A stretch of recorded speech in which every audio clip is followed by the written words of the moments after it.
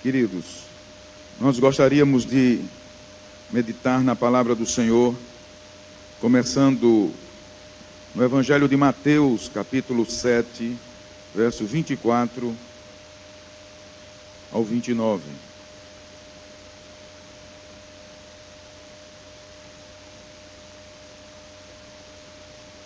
Mateus, capítulo 7, verso 24 ao verso 29.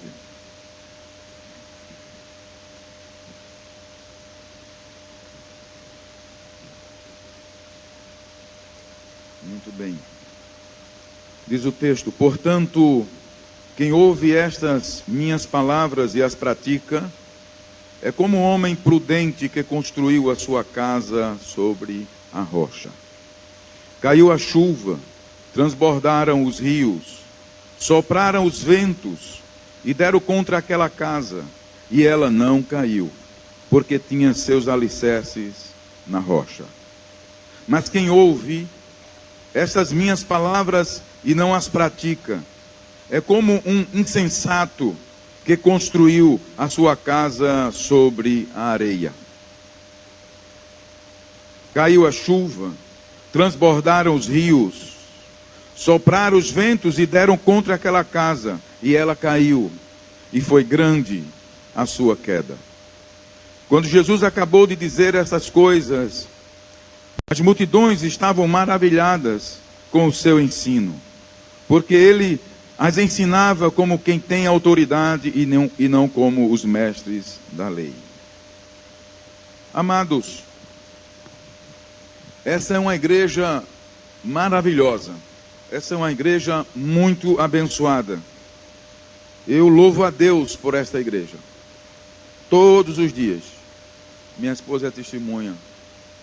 Como a gente, às vezes até olhando para o espelho, eu digo, meu Deus, que povo maravilhoso é aquele da IEB. Saber que eu faço parte desse corpo de Cristo é uma alegria, um privilégio para mim.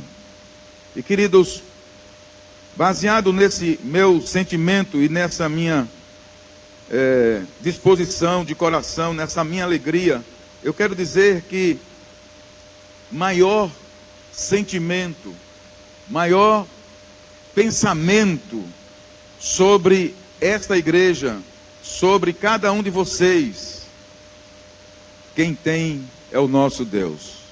Se nós desejamos para vocês coisas melhores, céus abertos, eu quero dizer que o profeta Isaías diz que mesmo que nós tenhamos os nossos pensamentos bons e excelentes sobre os nossos, não se compara aos pensamentos de Deus sobre nós. Deus é o maior interessado em que a sua igreja viva o melhor dele aqui na terra, porque no céu já está certo, já é líquido e certo. No céu é só bênção, ninguém vai pedir para viver bem no céu. Chegando lá, já está na glória com o Senhor. Mas Ele quer que você experimente o melhor dele, começando aqui na terra. E é por isso que nessa noite, essa palavra, ela é uma palavra que nos exorta a ficarmos atentos aos ensinamentos do Senhor Jesus, porque esses ensinamentos e esses princípios é que abre as portas para que você, sua casa, viva a plenitude da presença dele aqui na terra. Quem diz um amém? Então, por isso que Jesus, ele olha para aquelas multidões, capítulo 5 de Mateus, verso 1, ele olha para aquelas multidões e diz assim, o verso 1 do capítulo 5 de Mateus: vendo as multidões, Jesus subiu ao monte e se assentou. Seus discípulos aproximaram-se dele e ele começou a ensiná-los. Diga comigo, ele começou a ensiná-los. Porque nós também, quando geramos filhos, nós também nos dedicamos um tempo para ensinar os nossos filhos. E por quê? E por que ensinamos aos nossos filhos? Para que eles tenham uma instrução e uma formação de caráter. Depois, colocamos na escolinha de conhecimento, cultura, e nós vamos dando aquela proteção, conduzindo os nossos filhos num caminho de conhecimento, para que, no fim de tudo, para que eles sejam bem-sucedidos na vida. Verdade ou não? Deus é o nosso Pai. E Ele está querendo que você o deixe, Ele conduzi-lo pelos caminhos que lhe levarão à vida plena com Ele aqui na terra. É por isso que Ele olha para aquela multidão e Ele via que o que aquela multidão precisava era de ensino.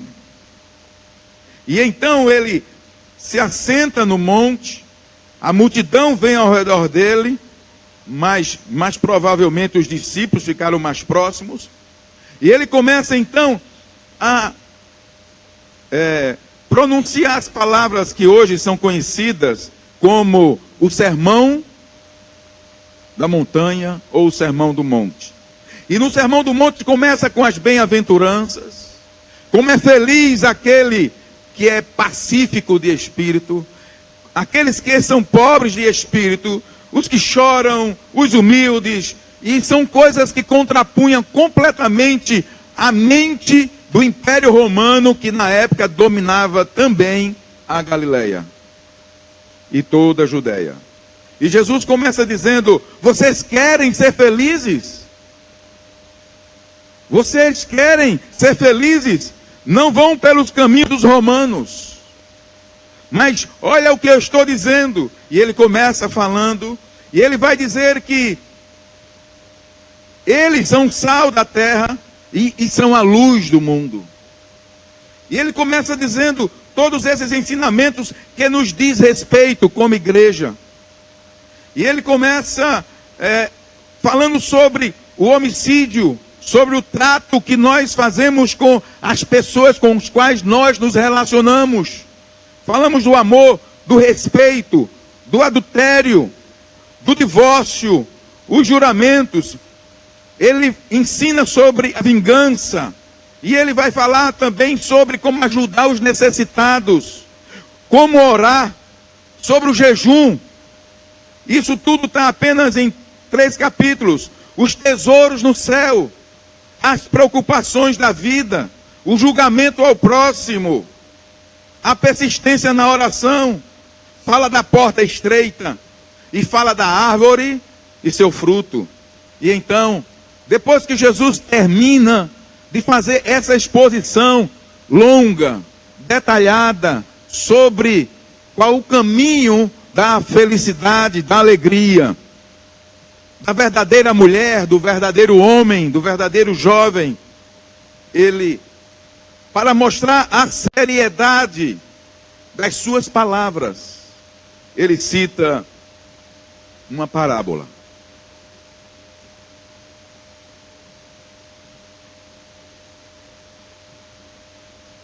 Ele ensinou. E agora ele vai fechar o sermão. Os últimos versos do capítulo 7. E ele então conta. Portanto, uma palavra de conclusão, conclusiva.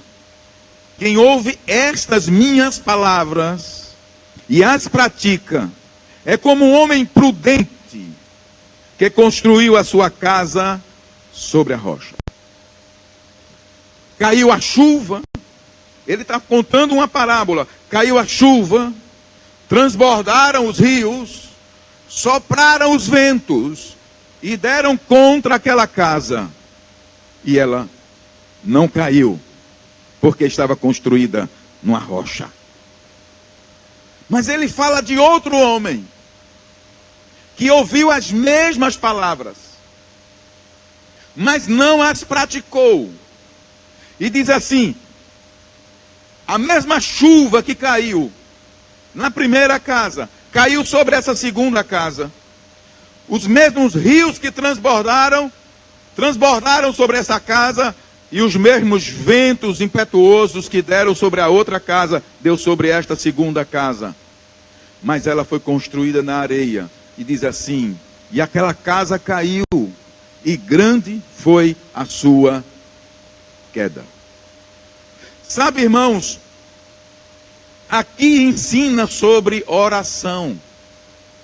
E ontem nós tivemos uma exposição detalhada, rica, na palavra de Deus, sobre os tipos de oração. Falamos sobre intercessão, irmã Lúcia. Ouvimos sobre intercessão, sobre súplicas, sobre ações de graças. Mas eu quero dizer hoje para a igreja em maior número reunida: a oração não vai substituir as decisões que você tem que tomar ao ouvir a palavra de Deus. A oração não vai compensar a desobediência, a quebra de princípios e de valores. As duas coisas caminham juntas. E a oração vai lhe fortalecer a você viver em obediência à palavra de Deus. E eu quero antecipar aqui: Deus, da parte dele, é fiel para cumprir a sua palavra sobre a sua vida. Mas entenda, é uma aliança e você precisa fazer a sua parte, porque o coração de Deus está latente, está agitado, está borbulhando de desejo para lhe abençoar. Mas você tem que abrir essa porta para que a bênção flua sobre a sua vida. Quem entendeu, dá um amém. Então nós temos aqui, dá licença, agora eu vou afastar. Ontem eu fiquei rouco na vigília de tanto louvar e adorar, vocês nem preguei. Nós vemos aqui então ele falando de dois personagens. O prudente edifica sua casa sobre a rocha. Este é o homem que ouve a palavra e a coloca em prática. Ele edifica sua vida em lugar firme e seguro. As lutas e tribulações vêm. Essa chuva que cai, esse rio que transborda, esse vento que dá, são as lutas e tribulações. Não é se vem, é quando vem, porque vem sobre o justo e o injusto. Essa palavra não vai negar a realidade de que todos nós vamos trilhar trilhos estreitos, caminhos estreitos, veredas estreitas, por vales profundos. O fato é que a diferença entre um e outro é que o prudente, o que se mantém firme na palavra, quando vem o nevoeiro e que ele perde a visão do dia de amanhã, o prudente é como uma casa firme numa rocha. Ele simplesmente pode até andar mais devagar. Ele pode até não avançar nos seus projetos, mas ele vai dando passos firmes. Ele só vai pisando aonde tem rocha. Ele não se perde nas emoções. Ele fica firme até o nevoeiro passar. Mas escute-me, por favor e por amor. Muitos, por não serem maduros e serem imaturos e não serem prudentes, e ficam titubeando entre uma coisa e outra, quando vem as tempestades, se desesperam. E então começam a andar para um lado e para o outro, e não sabem que aqui tem um buraco. E caem. Em muitos momentos da minha vida, eu coloquei uma coisa ao meu coração. Quando as coisas, eu olhei assim, e eu não tinha saída, eu não sabia a saída. Então eu aprendi isso, ensinei muito isso. Eu vou dizer hoje para a igreja e dar certo. Se você está confuso, se não tem uma resposta de Deus, não está claro, é tempo de tribulação, é tempo de luta, não faça projetos. É melhor você parar e esperar o direcionamento do Espírito Santo sobre a sua vida. Tem momento que tem que parar, mas pare na rocha. porque você, depois da tempestade, estará firme. O imprudente é aquele que ele faz pouco caso da palavra de Deus. Ele frequenta a igreja, ele não perde os cultos, mas ele tem uma enorme dificuldade de pôr em prática a palavra. E depois ele não entende porque não dá certo, é porque não é prudente. Mas hoje você pode tomar uma decisão. Olha para os princípios da palavra de Deus. Permanece firme. Eu não sei se 1 ano, se 2 anos, se 3, se 10 ou se 20. Eu quero dizer que Deus é fiel para cumprir a sua palavra. Estou bebendo muita água, irmãos, porque a garganta tá. E sabe, irmãos, quando eu trago essa palavra, eu trago com muito amor no meu coração, porque eu sei o que eu passei na vida. Eu sei quantas vezes eu olhei para o espelho e disse: dessa vez acabou, eu não tenho saída. Seja na vida pessoal, seja na vida conjugal, que eu já falei para essa igreja. E eu gosto de falar essas coisas porque a minha intenção é a edificação do corpo de Cristo. Mas em todas elas, o Senhor me concedeu a graça de dizer: Augusto, você não está vendo a saída? Não sabe onde tem porta? E não sabe qual é a porta, se tem portas, qual é que vai entrar? Pode ser que naquela porta seja um desastre maior. Para na minha presença, ouve a minha voz e pratica as minhas palavras. Fica na rocha, fica na rocha, fica na rocha, porque Ele é fiel para te sustentar no dia mau.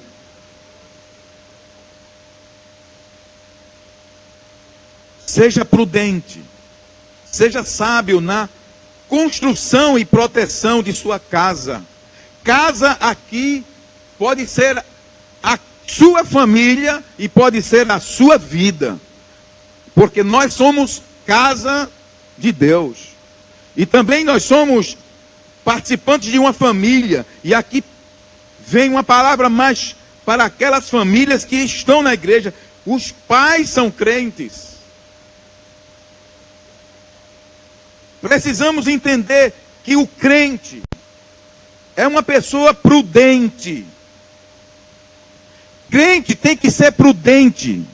Crente tem que ser sábio. Diga comigo: crente tem que ser prudente, sábio na construção e proteção de sua casa. Proteja a sua casa. A primeira casa que você tem que proteger é isso aqui. Porque isso aqui nada mais é do que santuário do Deus vivo. Paulo diz: não sabeis que o vosso corpo é templo do Senhor? Pedro vai falar que nós somos pedras vivas na edificação de uma casa espiritual para apresentar sacrifícios aceitáveis ao Senhor. Pedras vivas, porque não é de tijolo a casa de Deus. A casa de Deus é formada por cada um de nós. Somos santuários do Deus vivo. E você tem que entender que a primeira casa que você tem que cuidar é esta aqui, o seu corpo. E o corpo aqui não envolve só o dedinho mindinho, não. Envolve, começa pela mente. O que anda processando na sua mente. Do que você se alimenta. O que você absorve mais durante a semana. Isso aqui que eu estou falando não é para pastor não, irmãos. É para crente. Porque infelizmente há crentes que não se alimentam 5 minutos da palavra, mas se enche de outros mecanismos de alimentação. Os profetas do Antigo Testamento foram insistentes com a nação de Israel para que eles fossem ouvintes, praticantes da palavra. Vamos ver o que diz Deuteronômio capítulo 4. Deuteronômio capítulo 4.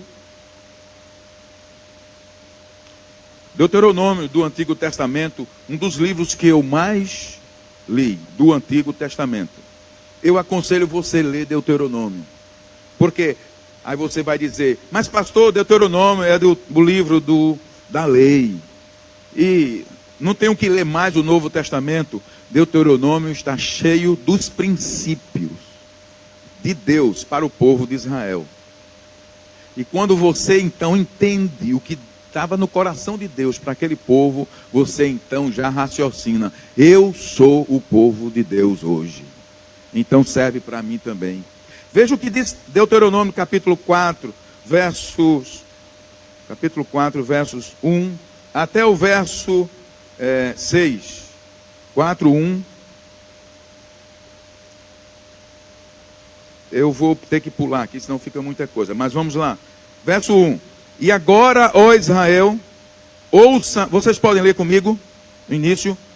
E agora, ó Israel, ouçam os decretos e as leis que lhes estou ensinando a cumprir, para que vivam e tomem posse da terra que o Senhor, o Deus dos seus antepassados, dá a vocês. Eu vou parar aí e vou ler mais adiante alguma coisa. E agora, ó Israel, ouça os decretos e as leis que lhes estou ensinando a cumprir. Para que, diga comigo, para quê? Para quê? Vivam. Diga assim, na obediência está a vida. Nós já conhecemos aquela expressão do profeta Samuel a Esaú. É melhor obedecer do que sacrificar. Eu quero dizer, irmãos, que eu vejo essa igreja caminhando para esse ponto. Um povo prudente, cumpridor dos princípios e cheios de vida. Amém? Para que vivam e tomem posse da terra. Porque Deus tem uma terra para você.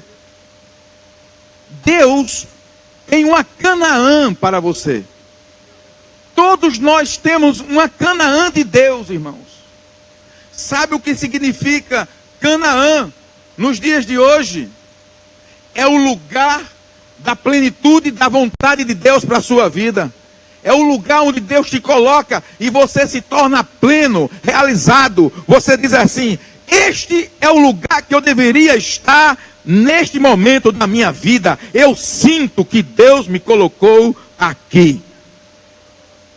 Canaã não é só geograficamente uma bênção, mas é uma condição de vida onde você sente que você está no centro da vontade de Deus para a sua vida. Isso é Canaã. E aí no verso 9, pulando, ainda do capítulo 4, verso 9, diz assim, apenas tenham cuidado. Você pode ler comigo? Apenas tenham cuidado.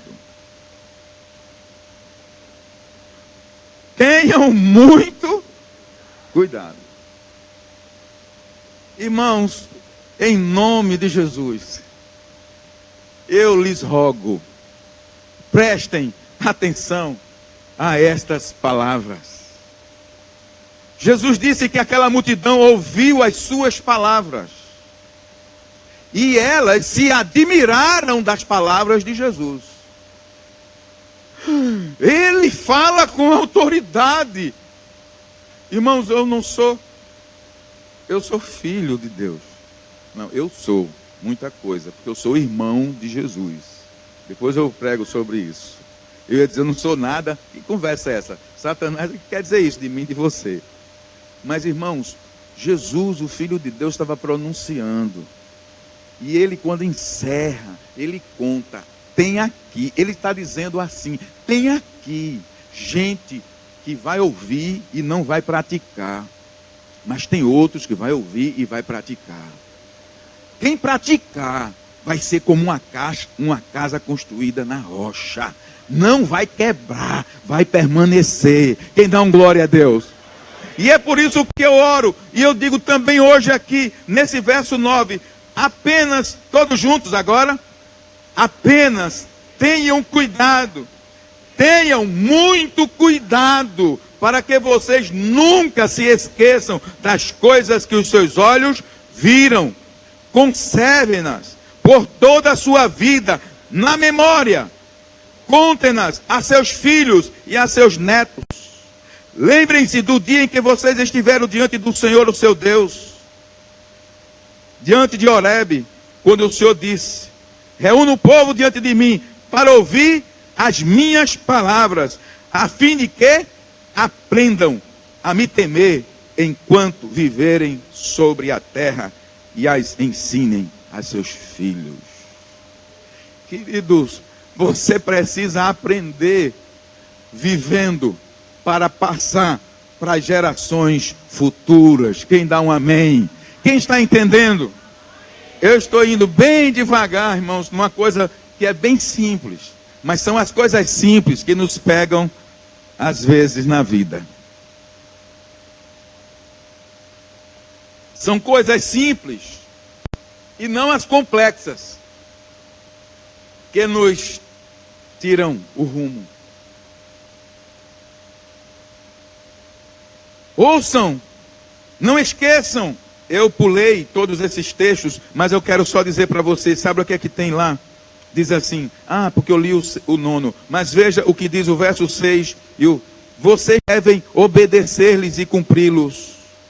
Verso 6, pois assim os outros povos, irmãos, presta atenção, você vai ler comigo isso aqui, em nome de Jesus. Verso 6, todos juntos, e o 7 e o 8. Vocês devem obedecer-lhes e cumpri-los, pois assim os outros povos verão a sabedoria e o discernimento de vocês. Os outros povos verão o quê?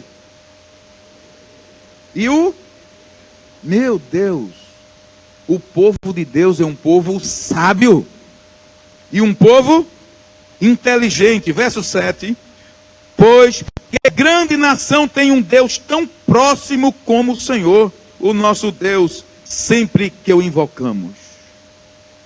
Ou que grande nação tem decretos e preceitos tão justos como esta lei que estou apresentando a vocês hoje. E então ele entra no 9, apenas tenham cuidado. Queridos, sabe o que é que esses versos dizem? Eles dizem, ouçam, eu vou resumindo as palavras importantes. Ouçam, não esqueçam, cumpram, conservem, sejam fiéis. Consequência, para que vivam, tomem posse da terra, e os outros povos verão a sabedoria, o discernimento e a inteligência de vocês. Quem dá um glória a Deus? Quem quer ver os seus filhinhos crescendo e bem inteligente? Aí você chega assim, já viu meu neto Israel? Este menino, meu Deus do céu, é muito inteligente. E a gente enche o peito, né? Até que aparece outro pai e diz, você já conheceu o meu filho? Então, Deus está lá na sua glória, torcendo para que a sua igreja seja aqui na terra, esse povo sábio, inteligente, prudente, próspero, abençoado. E então Deus se apresenta para Satanás, já viu o meu servo Jó? Deus, aleluia, já viu o meu servo Jó, Satanás?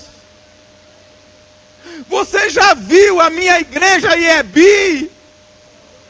E Deus enche o peito e diz, eu tenho prazer naquele povo.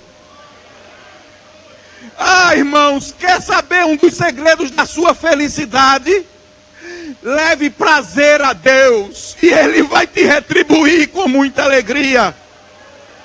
Agrade o coração de Deus, vá abanando isso, diga a Ele isso todos os dias. Senhor, eu estou aqui em oração, mas o meu desejo é tocar o teu, diga o que eu faço.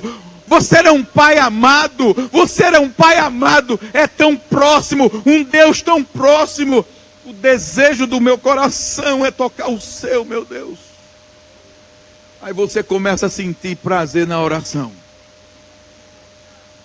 Irmãos, Deus olha para você e diz: ah, quem dera a minha filha, ah, quem dera o meu filho entendesse isso.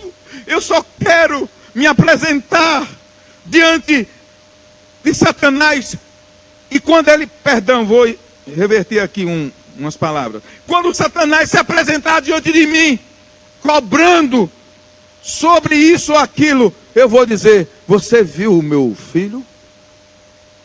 Você viu a minha filha ali? É isso, irmãos. É isso que nós estamos falando aqui. Caminho da prudência, caminho da sabedoria.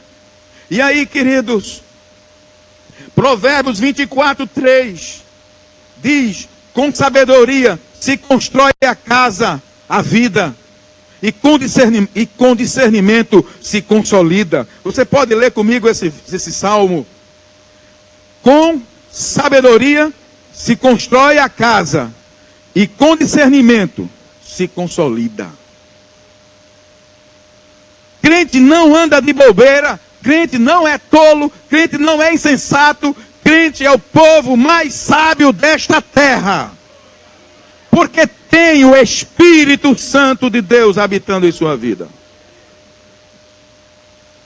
Precisamos de sabedoria. Diga comigo, precisamos de sabedoria.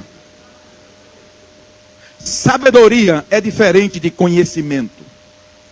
Sabedoria é diferente de conhecimento. Sabedoria é a aplicação correta do conhecimento.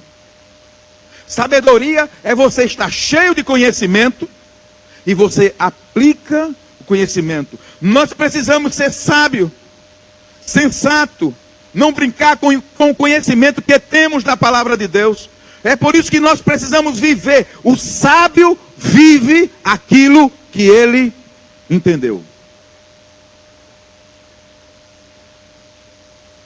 Precisamos de discernimento para enxergar o mal que entra em nossa vida, em nossa casa.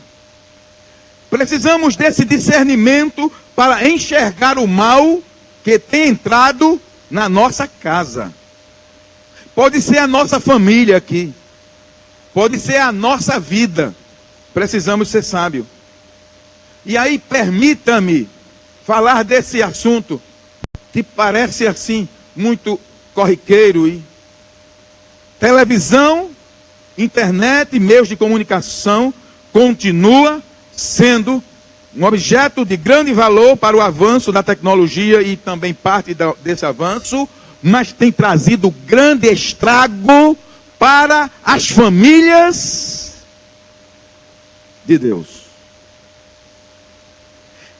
Vou dizer em linhas bem claras: é inadmissível que um crente que tem o Espírito Santo fica acumulando lixo das novelas da Globo ou de qualquer outra emissora. Eu estou dizendo isso como se vocês fossem os meus filhos na minha sala. É inadmissível que um crente perca horas assistindo qualquer novela. Nós não somos tão fechados para não entender que filmes faz parte do lazer. Mas você não pode assistir qualquer lixo. Porque você é uma na mente que você vai tirar aquilo, palavra, e vai colocar influências malignas. E quando você deixa de ter essa influência na sua vida, você faz uma decisão pelo uso correto da televisão, da internet, fica mais fácil vencer as tentações. Porque a sua mente não está cheia de lixo. Mas quando você se senta para assistir novela, eu quero dizer, você está encolhendo, entristecendo o Espírito Santo de Deus que habita em você. E é por isso que as agonias vêm. Inquietação de alma, você fica irritadiço, você fica assim, aí assiste na televisão, não pôde vir no domingo, assiste todo fantástico, na segunda-feira ainda não orou e também não leu a palavra, inquietação na alma, e vem, irmã Lúcia, põe a mão aqui, ora por mim, Não, meu irmão, você tem que tirar primeiro esse lixo. Você tem que ser ouvinte e praticante da palavra de Deus. Faça um apelo aos pais. Cuide dessa juventude linda, nossos adolescentes. Vejam o que é que eles estão usando. Qual é a liberdade de internet que eles têm, irmãos. A palavra diz que você tem que ensinar os seus filhos. E isso está causando um grande estrago na mente. Porque sabe que o carro-chefe do pecado nessa área é o sexo. E eles não têm idade para discernir, irmãos. Nós que somos maduros já passamos por essa fase e sabemos quanta mentira de Satanás tem nessa questão do sexo. Quantos devaneios, quantas fantasias, que na prática, na realidade, aquilo tudo é passageiro e é morte, e não é uma vida construída sobre uma rocha. Eu faço um apelo aos pais que vejam o que se ouve, que se escuta em suas casas. Precisamos de sabedoria e discernimento para enxergar as más companhias e a prática de maus costumes. Más companhias. Veja o que diz 1 Coríntios, capítulo 15, 33 e 34. Nós vamos ler juntos esse texto. 1 Coríntios. Não se deixem enganar. As más companhias corrompem os bons costumes. É bom que você leia comigo. Vamos no início. Não se deixem enganar. As más companhias corrompem os bons costumes. Como justos, recupere o bom senso e parem de pecar. Pois alguns há que não têm conhecimento de Deus. Digo isso para a vergonha de vocês. Paulo estava falando na sua carta aos Coríntios, porque aquela igreja ela não era equilibrada. Aí Paulo está dizendo, cuidado nas companhias. Você só tem companhia, amizade, se tiver o propósito de ganhar para Jesus, de influenciar. Você não vai abandonar amigos, nem colegas, mas entenda, você é sal da terra e você é luz do mundo. Você não entra em nenhum ambiente de bobeira. Sou mais um aqui. O crente não entra em nenhum lugar se achando só mais um. Não. Ele é o sal daquele lugar. E a luz daquele lugar. E você tem que botar isso na mente que está ouvindo agora. De hoje por diante, quando você estiver no seu trabalho, você quando entrar lá na repartição, na sua sala, você diz, eu não sou mais um aqui. E se você não é mais um, você não participa de todas as conversas que saem naquele ambiente. Você tem que se recusar. E eu dou um conselho para os jovens. Sabe como foi que eu venci e fiz na minha juventude? No quartel, em empresas, comecei a trabalhar muito novo. Toda a área de tentação você vai encontrar aí. E aí você se apresenta logo como um crente. Pronto. Se você ficar como um agente secreto do céu, aí você já perdeu. Já perdeu. Porque você vai... uma risadinha ali, já perdeu a autoridade. Aí tem que recobrar a autoridade. Aí eu entrava logo, na universidade, disseram que era o horror. Na universidade, crente. Esse mesmo, crente, bode, o que você quiser chamar. Eu sou dele e não abro mão. E no fim,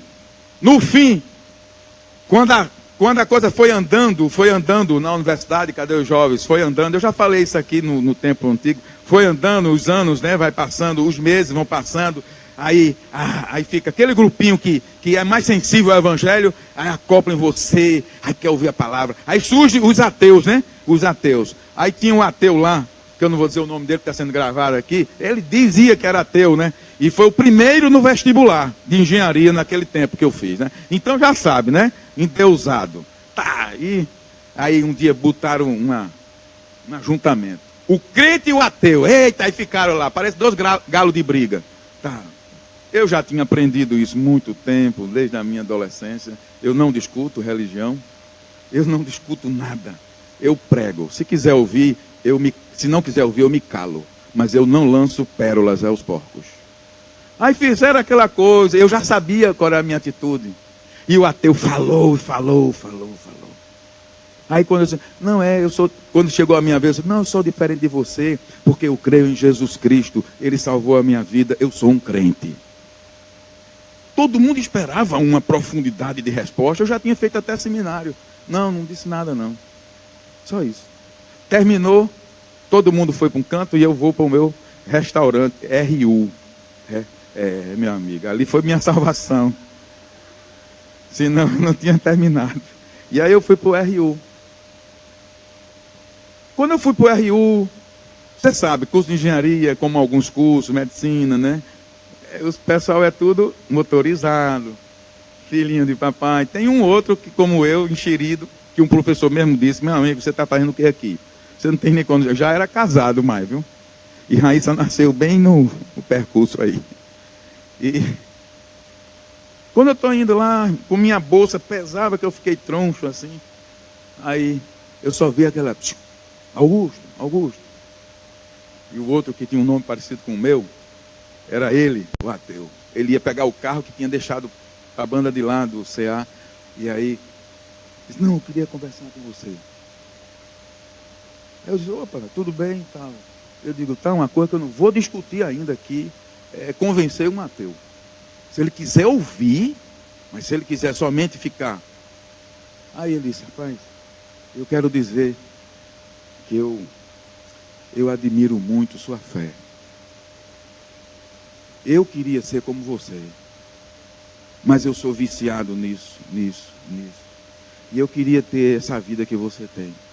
Rapaz, como eu lhe admiro. E aquele rapaz começou a ouvir o Evangelho. Eu sei que eu terminei o curso. Ele se tornou o melhor amigo do fim do curso. Todos os projetos de grupo, que ficava só a nata. Sabe como é, né? A nata, os primeiros. Agora, ele não me deixava de fora do grupo dele. Tal era a consideração. Aí um dia, eu estava na pracinha, que chama lá do CT, estava na pracinha, e eu tinha ao meu redor uns 7 jovens, agora já no fim do curso. Os cabas começaram a noivar, casar, eu já era casado, tinha minha formação bíblica, e aqueles rapazes, todos eles me perguntando sobre a vida, tal, sobre o Evangelho, e eu dizendo sobre as lutas que vão enfrentar, e tal, que em Deus temos esperança. E Augusto não, agora quase eu digo o nome do rapaz. E passou assim, mais ou menos a uns 5 metros, parou.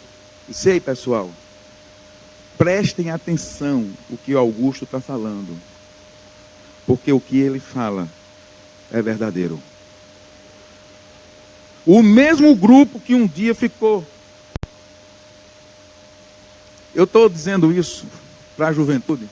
Isso aconteceu no quartel, irmão. Isso aconteceu no ginásio, no tempo que era ginasial. É só você ficar firme. Você lembra o que Jesus falou? Vocês não têm que pensar no que vão dizer, porque o Espírito Santo que habita em vocês trará todas as palavras. O que você tem que fazer é se apresentar como essa pessoa que decidiu viver pelos princípios da palavra de Deus. Sabe, irmãos, deixa eu ver a hora aqui. Em Colossenses, capítulo 6, verso 14, Paulo faz uma advertência. Segundo os Coríntios, viu? Segundo os Coríntios. Capítulo 6, verso 14.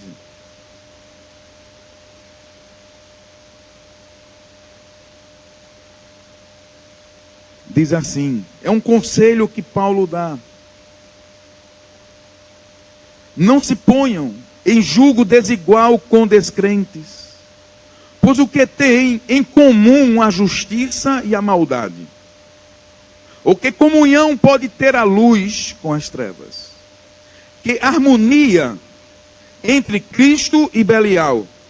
Que há de comum entre o crente e o descrente?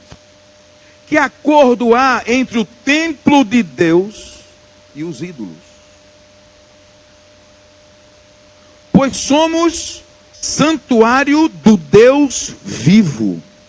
Como disse Deus, habitarei com eles, e entre eles andarei. Serei o seu Deus, e eles serão o meu povo.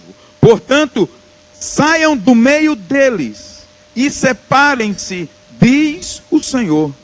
Não toquem em coisas impuras, e eu os receberei, e lhes serei pai, e vocês serão meus filhos e minhas filhas, diz o Senhor Todo-Poderoso. Aleluia, que texto, irmãos. Esse texto diz tudo. E eu poderia ler a carta de Pedro, Pedro dizendo, sede santos, como diz a palavra, porque eu, o Senhor, sou santo. Irmãos, você é santo. Você é santificado em Cristo Jesus. Você é santuário do Deus vivo. Viva de conformidade ao seu chamado. Eu vou antecipar aqui, mas depois você pode ver em casa. Tem uma passagem de Efésios, capítulo 2, verso 14. Não vou ler para a gente adiantar, mas eu vou explicar. Efésios 2, 14 a 16. Paulo vai revelar um grande mistério aqui. Ele diz aqui que o povo de Deus hoje, a igreja, é uma raça totalmente nova sobre a terra. É uma humanidade completamente diferente. Esse texto muita gente passa despercebido, porque só quando se estuda bem teologicamente a carta. Paulo diz que surgiu um novo ser, um novo homem, que foi feito dos judeus e dos gentios. Deus em Cristo juntou os dois e fez um novo ser. Você não é qualquer pessoa. Você não é judeu. Porque judeu tem que se converter para ser um novo homem. Você não é um gentio, um pagão, um abandonado. Você em Cristo foi tornado um novo homem, tanto judeu como gentio, que estão em Cristo, é uma nova humanidade sobre a terra. E eu gostaria que a igreja absorvesse esse ensino hoje. Você não é qualquer pessoa, você é o Filho de Deus aqui na terra. E poderíamos passar a noite falando sobre isso. Você sabe que a carta dos Hebreus vai dizer que você é irmão do Senhor Jesus. Jesus é o irmão mais velho, que depois da ressurreição, ele recriou todas as coisas e fez nova todas as coisas, criando um novo ser para o louvor da glória de Deus. Você não é um pecador, você não é mais pecador, você é um santo que ainda peca, mas a qualidade de pecador foi tirada quando Jesus derramou o seu sangue na cruz do Calvário. E isso é para todo aquele que crê. E aí me permita dizer uma coisa: o Sermão do Monte, essas observações de Paulo, não é possível cumpri-la na nossa força.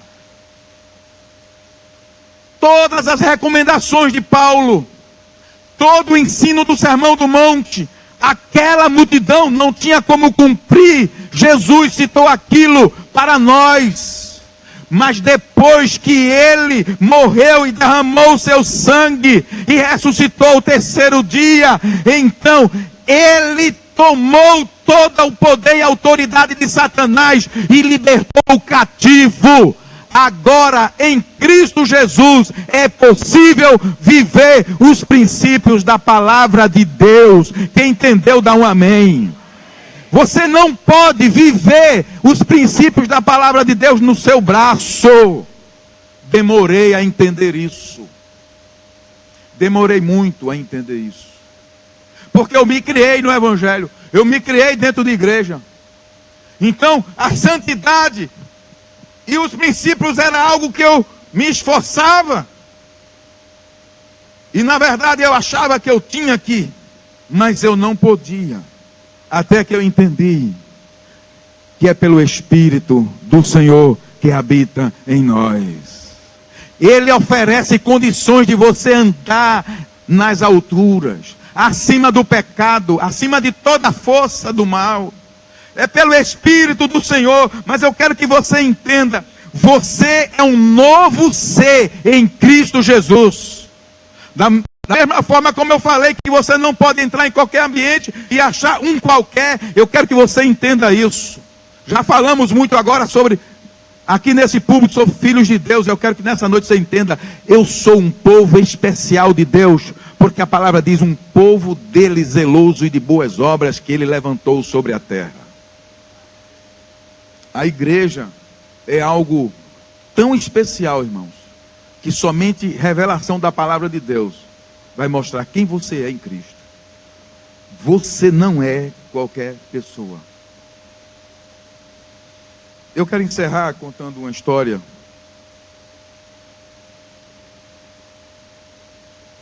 de um filósofo dinamarquês sobre um pato selvagem.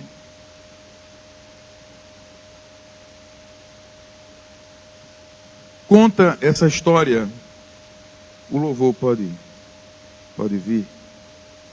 Conta essa história que um pato selvagem com um bando estava voando através da Europa na primavera para os campos do norte.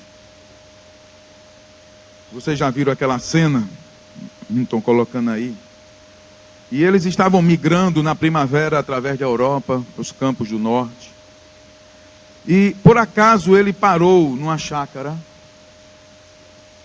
onde rapidamente fez amizades com os patos domésticos daquela chácara. O milho, a água fresca, a amizade, logo o alegraram o coração. Decidiu ficar 1 hora. Depois, 1 semana, finalmente, 1 mês. Então pensou em levantar voo para alcançar os vastos campos desertos do norte. Mas a segurança da chácara, o milho, a água, a amizade, fez com que ele decidisse ficar, e então ele ficou o verão todo. Um dia, no outono, os patos selvagens que tinham ido para o norte estavam voltando para o sul no outono. E aí ele ouviu a chamada dos patos selvagens voando nas alturas. Então ele bateu asas com entusiasmo, porque sentiu a emoção da liberdade. Mas qual foi sua decepção ao descobrir que não era capaz de subir acima do telhado? Voltou para o terreiro consolando-se a si mesmo. Estou satisfeito.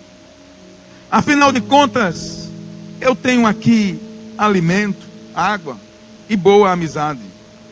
Passou o inverno na chácara. Na primavera, agora 1 ano depois, quando passaram os antigos companheiros de volta para o norte, sentiu a excitação no peito da liberdade, mas não tentou sequer levantar voo.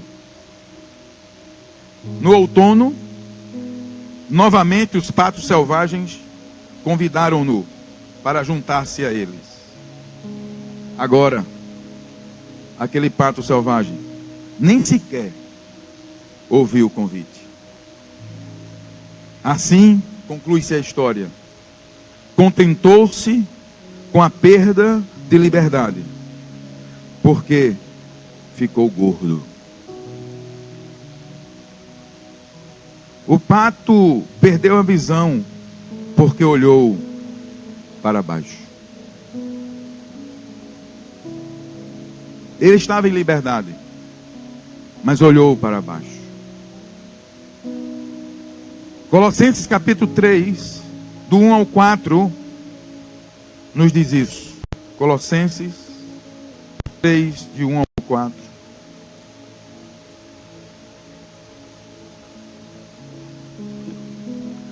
Portanto, já que vocês ressuscitaram com Cristo, procure as coisas que são do alto, onde Cristo está assentado à direita de Deus. Mantenham o pensamento nas coisas do alto e não nas coisas terrenas, pois vocês morreram e agora a sua vida está escondida com Cristo em Deus. Quando o Cristo, que é a sua vida, for manifestado, então vocês também serão manifestados com Ele em glória. Aleluia, aleluia. Quem quer viver por essa esperança? É passageiro, irmãos. É muito passageiro tudo que nós vivemos aqui. Muito passageiro. Prazeres momentâneos. O pato contentou-se com aquela perda da liberdade, porque ficou gordo com as coisas lá de baixo. O pecado é um fardo, um peso. A desobediência é uma destruição que nos impossibilita de voar. Paulo escreve em Gálatas 5:1: para a liberdade foi que Cristo nos libertou. Corrieis bem, diz Paulo, quem vos impediu de obedecer à verdade? Efésios 5:15 diz: tenham, foi o texto que nós lemos, Efésios 5:15, tenham cuidado com a maneira como vocês vivem, que não seja como insensatos, mas como sábios. E eu digo, e vivam, e vivam, e vivam, e vivam, e vivam. Ponho diante de vós a vida e a morte, a fartura e a escassez, diz lá em Deuteronômio 30. Escolhei hoje o que vos parece bem. Se viverdes e obedecerdes ao Senhor, comereis do melhor desta terra. Se não, não terão vida. A vida está na obediência à palavra de Deus. Homens, presta atenção às recomendações de Paulo sobre como ser marido. Mulheres, presta atenção às observações de Paulo como ser esposas. Filhos, presta observação de Paulo no mesmo capítulo, agora 6, como deve honrar os pais. Pais, presta observação de Paulo como deve tratar os filhos, porque a construção de uma casa firme começa dentro dessa casa, no relacionamento com a esposa, no trato, na honra. Se eu tivesse tempo, eu ia falar sobre isso agora, mas são pequenas coisas, maridos. Mas eu deixo um conselho aqui para os jovens noivos, namorados. Paulo vai dizer assim: por esta razão deixará homem, pai e mãe e se unirá à sua mulher. E eu tomei um choque. Irmãos, eu nunca enxerguei isso. Por essa razão, o Espírito, que razão? De santificar a esposa, de evitar as rugas na esposa, de apresentá-la como gloriosa, de cuidar bem dela. Por essa razão, homem, você vai sair de casa e vai pegar a filha do outro. Por essa razão, para tratar bem a sua esposa. Aí eu digo para quem não é casado ainda, porque quem já foi, já foi. Pode se consertar e deve. Por essa razão, namore. Por essa razão, noive. Por essa razão, case. Se for para tratar bem e amar como Cristo amou a igreja e se entregou. Só por essa razão. Se não for por essa razão, não case. Está pecando. E tem mais. Diz o texto do capítulo 5, verso 22. Diz assim que as mulheres devem ser submissas. Atenção, mulheres, sábias. Ele é o líder. Como Jesus é o líder da igreja. Agora presta atenção, mulheres, se você que tem dificuldade em submissão. Diz assim, porque ele também é o salvador do corpo. E o Espírito disse, o marido é o salvador da mulher. Para este homem, nenhuma mulher resiste a ser submissa. Porque ela é um resgatador. Porque ele é um resgatador da honra, da alegria, da vida da mulher. Por acaso você está aqui e não viveu isso? Você, mulher, eu quero dizer que o teu resgatador hoje é o Senhor Deus dos céus e da terra. Ele é o teu salvador. Portanto, te deleita nele. Te deleita nele. E ele satisfará os desejos do teu coração. Falo especialmente para você que já está ou separada ou divorciada. Eu quero dizer que você, como a casada ou como a divorciada, são parte do corpo de Cristo.